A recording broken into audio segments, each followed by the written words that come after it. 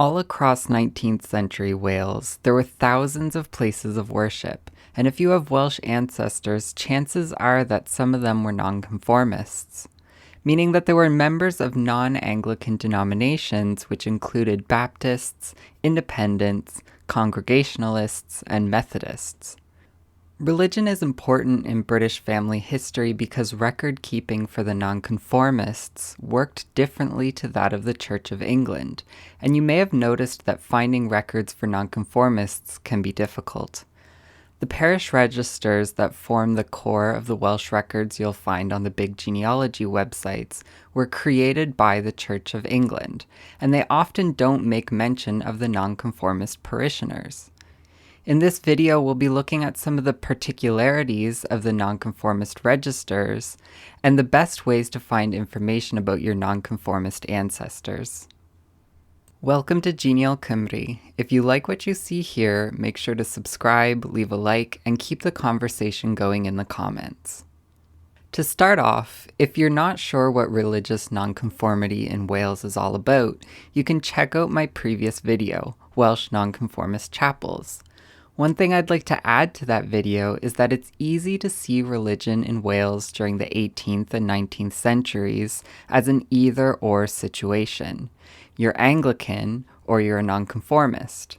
The law and political discourse certainly treated it that way, but people often worshipped at many different places no matter the denomination.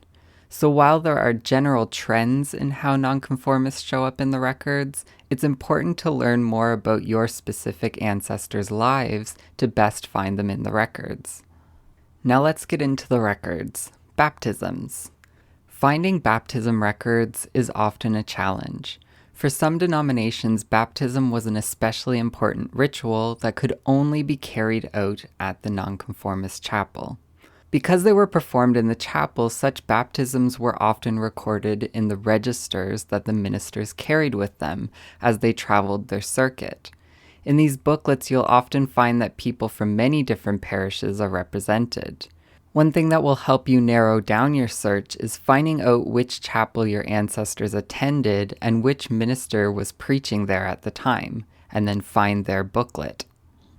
Some of the baptism registers have been digitized and are searchable online through the big genealogy websites. There are also indexes, including names and dates, for many Welsh chapels available through Family Search. However, at the time of the making of this video, you can't find these records by using their regular search engine. You'll need to do an image search, find the right collection, and then click through hundreds of pages until you find the correct chapel. These resources generally include information from the 1800s. Finding earlier nonconformist records can be a bit more challenging. These register books were tied to the minister who carried them, rather than to a place as in the Anglican records. After the death of the minister, the books may find their way to the next. They might be inherited by said minister's heirs, or they may be passed around by the antiquarians who studied them. Sometimes they'd make it into print, sometimes to the archives, but sometimes they were lost. An example from my own research is the chapel book containing all of the baptisms of my Wesleyan Methodist ancestors, what the antiquarian George Eyre Evans called the Lost Cilgwyn Register. The book was passed down in the family, given to the antiquarians, partially transcribed, partially printed, and then lost. Sometimes these registers don't appear to be registers at all, but are rather the minister's personal journal. Because they aren't standardized in their format like a census is, and because of the journeys that they take to the archives, they generally aren't prioritized in digitization projects. In my own research on my nonconformist ancestors, I've come to realize that it's important to learn to make do without baptism records. Marriages. Finding marriage records tends to be a little bit less challenging, and Hardwicke's Act of 1753 had a lot to do with that. Created to prevent clandestine marriages, the Act declared that all marriages needed to be announced and registered through the Church of England in the parish where one of the partners resided. This applied to all marriages, excluding Quaker and Jewish ones.